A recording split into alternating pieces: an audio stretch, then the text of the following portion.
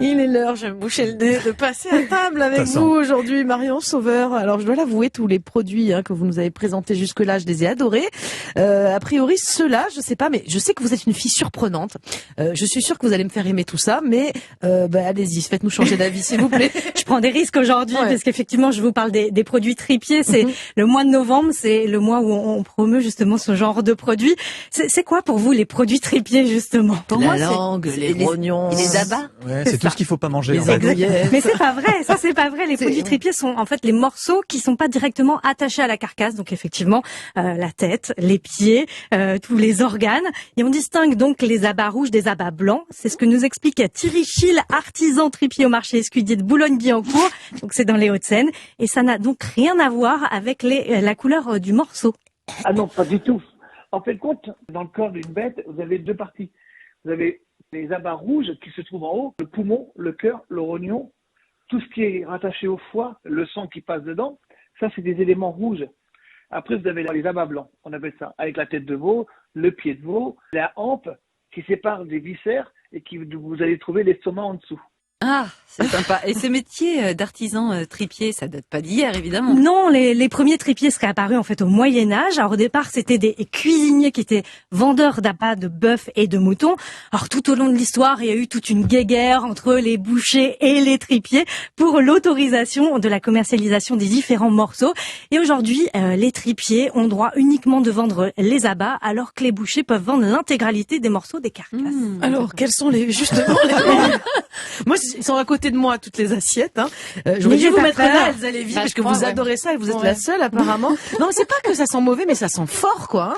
C'est quoi les morceaux justement que vous nous conseillez? Eh ben, ça dépend de vos goûts. Et justement, effectivement, vous avez raison. Les produits tripiers, ça a du goût. C'est ça tout l'intérêt en fait des produits tripiers. Alors, les abats de veau sont plus fins que ceux de bœuf. Ah, je vais goûter ça, moi. Les produits d'agneau vont être très tendres et ceux de porc vont avoir un goût un petit peu plus prononcé. Si vous n'avez jamais goûté d'abat, alors je vous conseille ce petit bœuf bourguignon. Mais ça ressemble, voilà, ça c'est ce qui me fait le moins peur. C'est quoi? Ça ressemble vraiment à un bœuf bourguignon. C'est un bœuf bourguignon préparé par Thierry Schill avec donc une joue de bœuf. Alors il faut absolument que vous goûtiez. Non, ça va, ça je vais goûter. La joue, j'ai déjà goûté. La joue, c'est un morceau moelleux en fait qui est pas gélatineux, un petit peu filandreux, il va s'émietter facilement et ça va être parfait pour un hachis parmentier par exemple. Ah oui, non, mais ça va, ça c'est easy. Mais je vous ai pas dit Marion, mais je suis végétarien aujourd'hui. Alors Mélanie, qu'est-ce que vous en... Non, c'est hyper bon. Mais il faut goûter en fait. En fait, on se rend pas compte, mais ce sont des morceaux qui sont vraiment délicieux et qui sont nobles. La joue, je vous mets 20 sur 20. Je vais manger avec la carotte, ça va noyer le goût. Non, mais la joue, c'est excellent. Non, mais il faut que ce soit mijoté. Il faut que ça prenne le temps de mijoter. Autre morceau à faire mijoter qui est plutôt méconnu, c'est la tempe de porc. Alors, on a en studio des tempes de porc aux champignons. Donc ça, c'est vraiment un plat de saison. Je vous fais passer aussi cette tempe de porc. La tempe de porc, je vous la laisse, Benjamin. Julien, d'accord. Une petite teste. Oh, ça bouge dans l'assiette. Faut pas de chochotte. Allez. Ah bah finalement, Benjamin, voilà, enfin, vous avez l'air c'est bon ça. Mais oui, voilà. En fait, ce sont des petits morceaux de viande, la tempe, pas gras, pas sec, qui sont moelleux et qui viennent très tendre en bouche, Vous avez pas pris d'eau, par contre, il y a pas d'eau. Non, c'est vrai. J'ai pas fait le service. C'est bon la tempe de porc. Mais vous mangez pas la joue, mais vous mangez la tempe, vous. Ah, la joue, ça me dégoûte. Ah non, et la tempe, j'aime bien. Mais non. Hannibal Lecter. Pour tous ces petits plats qui mijotent, l'artisan tripier Thierry Schill a une petite astuce à vous donner. Ma viande, je la poche dans l'eau pendant Benjamin, 2-3 minutes. Ma viande, elle va se nettoyer. Parce que moi, j'estime qu'un abat, ça rend plein d'eau. Alors, vous allez faire un bourguignon, vous allez faire bouillir de l'eau, et à côté, vous faites bouillir votre vin. Et quand votre viande, elle est un peu marron, comme si vous la faites revenir, vous la prenez, vous la mettez directement dans votre vin. Vous remontez à ébullition et après, vous laissez cuire 3 heures. Et là, vous allez avoir une autre saveur. Vous allez trouver plus le goût de la viande, et c'est meilleur. Et l'un des abats les plus appréciés par les connaisseurs, c'est la langue. Donc ça, c'est un classique. Excusez-moi, je fais des drôles de bruit aujourd'hui. La langue, c'est ce qu'on mangeait à la cantine. C'était pas bon. Mais regardez, là, vous avez une langue de veau. Donc, je vous l'ai dit tout à l'heure, la langue de veau. Fermez les yeux, je fais passer. Je peux pas avoir la langue, c'est pas possible. Et il faut la goûter, il faut la goûter, cette langue. C'est un goût beaucoup plus subtil que la langue de bœuf, puisque le veau, ça va avoir un goût beaucoup plus fin. Donc là, on a une sauce piquante, ça va relever un petit peu ce plat, et c'est ça qui est intéressant. Avec ce genre de produit, il faut relever parfois. J'ai jamais vu Elsa déguster autant dans cette Moi, je suis dans très ce salée, studio. hein, parce qu'à ouais. chaque fois, c'est sucré quand je viens, mais là, Oui, enfin mais ça, j'adore. d'accord. Alors, Oui. est-ce qu'il existe une recette facile, Marion, que vous pourriez nous proposer, qu'on pourrait refaire à la maison avec justement un produit tripier? Alors, en produit tripier facile à la maison, alors déjà, le produit par excellence, ce sont les tripes.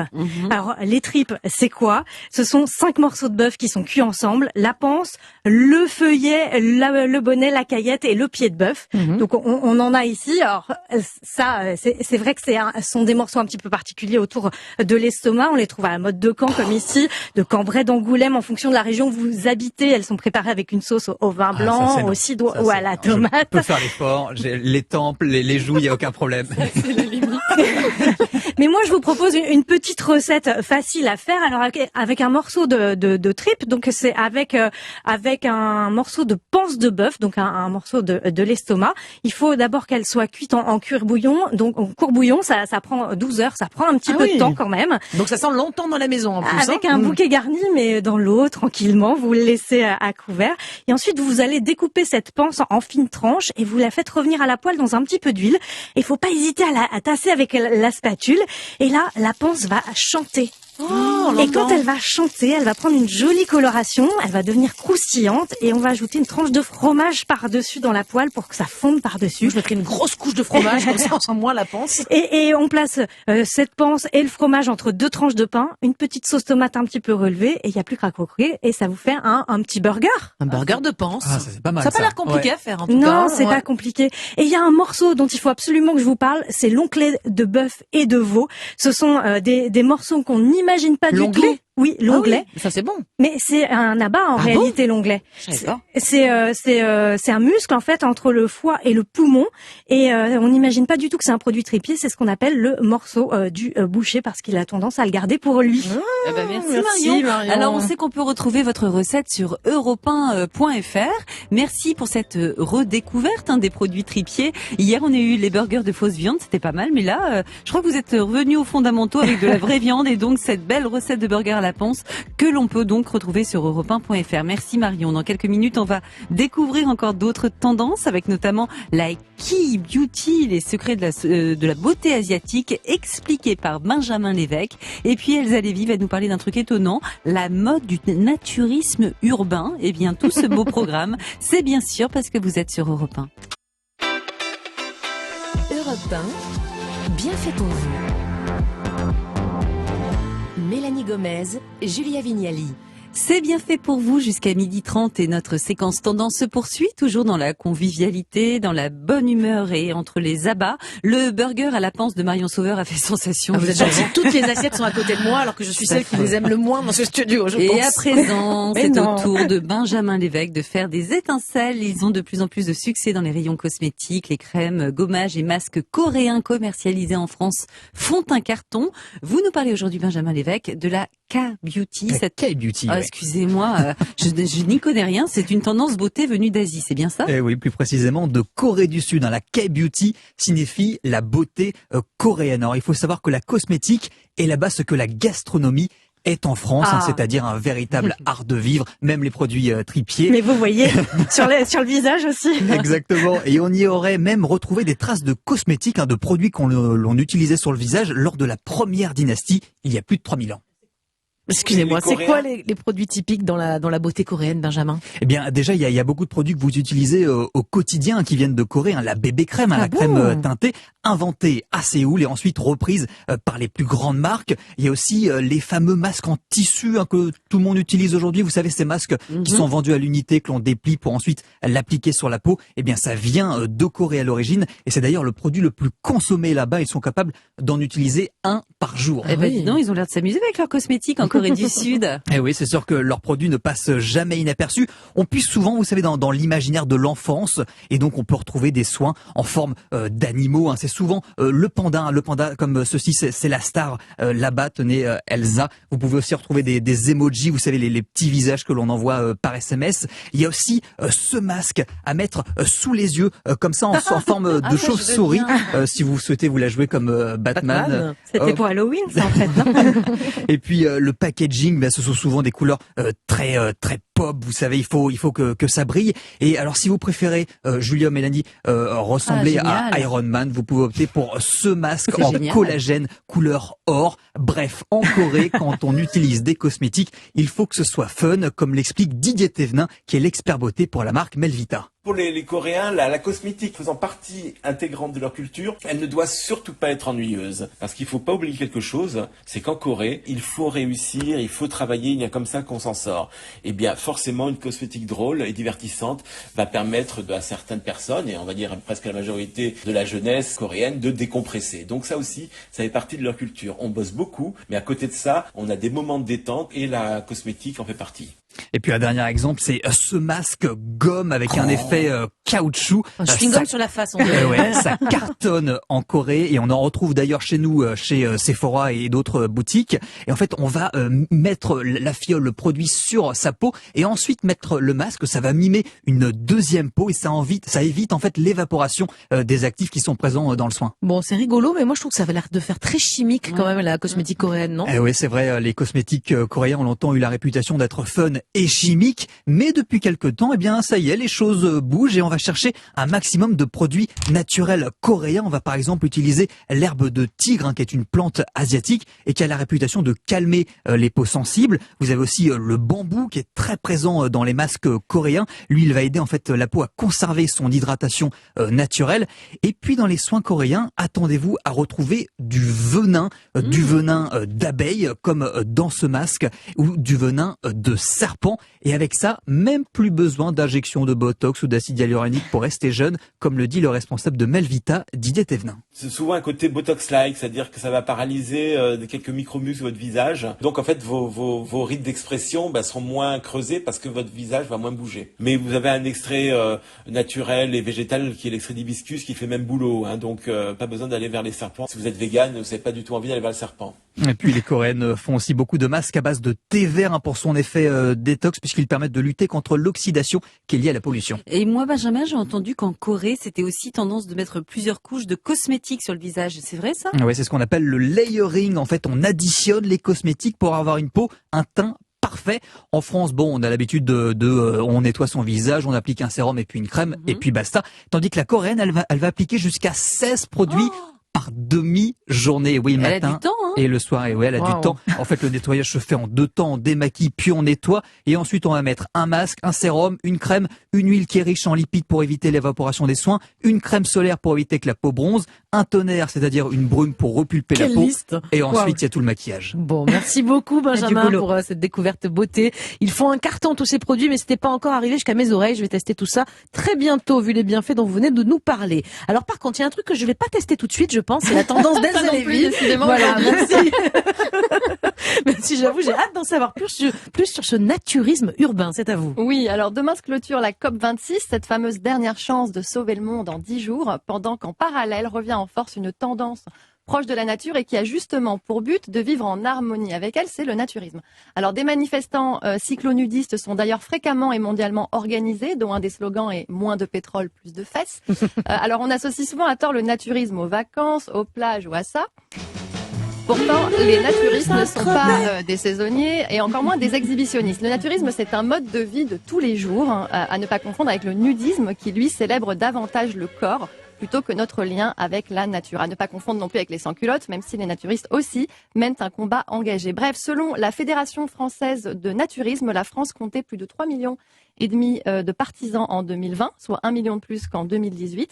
Et 40% d'entre eux auraient moins de 30 ans, si jamais certains pensent encore que les naturistes sont essentiellement des égarés de Woodstock et des 68 ans.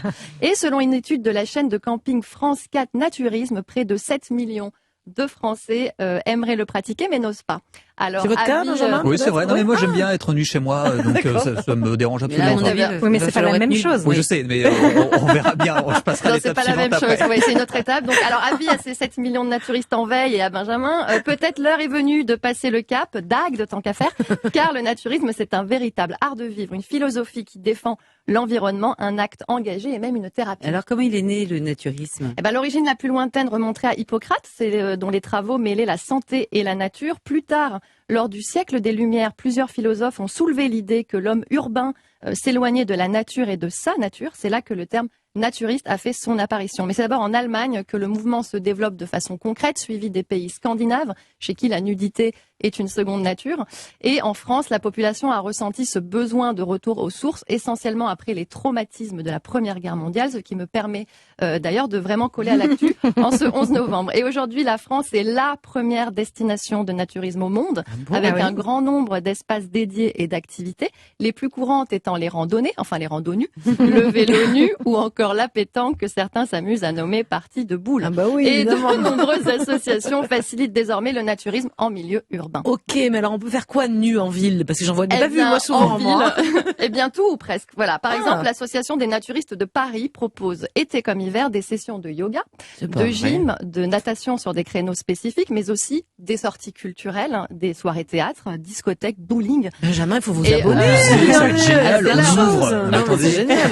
Et à l'instar des grandes villes d'Allemagne, d'Espagne ou d'Angleterre, un espace naturiste se trouve à Paris, au bois de Vincennes. Alors pour connaître les activités dans votre région, il suffit de vous rapprocher de l'association naturiste proche de chez vous, car attention, même si les mentalités sont plutôt ouvertes, on ne fait pas de naturisme n'importe où. La pratique de la nudité est soumise à la loi et peut être punie de 15 000 € d'amende. Fin de la partie juridique. Mais si abonnez-vous, faut faire ça de façon encadrée. Hein, sinon on va finir en prison, quoi. Hein, voilà. En ville, mais pas n'importe où. Mais si vous voulez tout savoir sur les apoilistes, je vous conseille le guide Voir la France tout nu aux éditions Hachette, qui invite à franchir le pas à travers une multitude de séjours. J'ai d'ailleurs discuté avec Julien Claudet-Pénégry, l'un des co-auteurs, avant tout militant pour une vie cul nue, comme il s'amuse à l'écrire. Le naturisme, c'est une philosophie, un art de vivre avec des valeurs, une histoire, qui par le prétexte de la nudité permettent à tout le monde, hommes et femmes, d'être sur le même point d'égalité, avec un respect pour soi, un respect pour autrui, un respect pour l'environnement, ce qui est fondamental dans une société qui aujourd'hui a besoin de repères. Et puis oser le naturisme, c'est se libérer et être plus vrai, aller à l'essentiel et se débarrasser du superflu. Voilà, et plus généralement, le naturisme est un moyen libérateur pour mieux vivre avec son corps. D'ailleurs, la thérapie par le nu propose différentes disciplines comme la photographie thérapeutique ou les cures naturistes pour favoriser l'estime de soi. Car le naturisme prône avant tout l'acceptation de nos corps nus, détachés du regard des autres, libérés des dictats de la mode et de la société des apparences, et parvient même à rendre invisibles les classes sociales. Ici, on se réconcilie avec l'enveloppe que nous sommes et on célèbre de faire corps avec soi parce que finalement, une question se pose, et si pour accepter son corps, il fallait tout simplement commencer par le déshabiller, le regarder et le montrer.